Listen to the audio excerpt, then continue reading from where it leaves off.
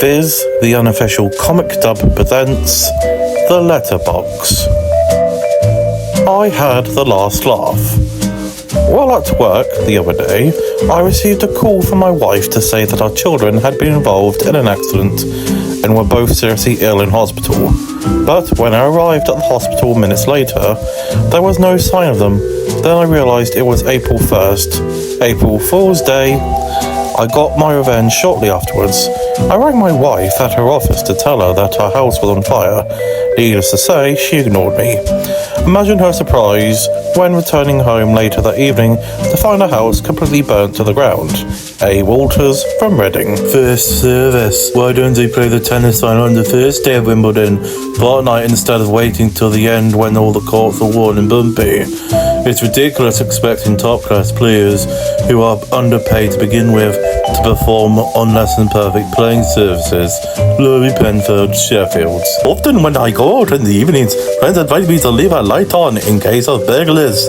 What nonsense! I'm sure that any burglar capable of breaking into my house would be well able to switch the light on for himself without any assistance from me.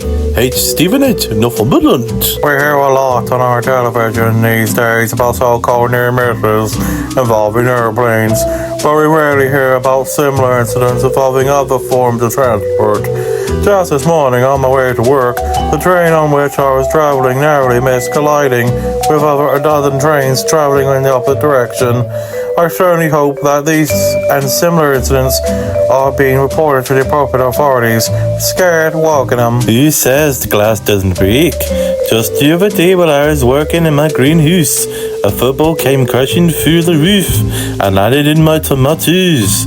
When will these so-called scientists get it late? Jack Wilson, Potter's Bar. As a senior citizen, 88 years young and not a day in hospital, I'm often asked by my grandchildren what the secret of a long, healthy life is. However, as it's a secret, I refuse to tell them. Mrs. P.J. Gouland, London, N4.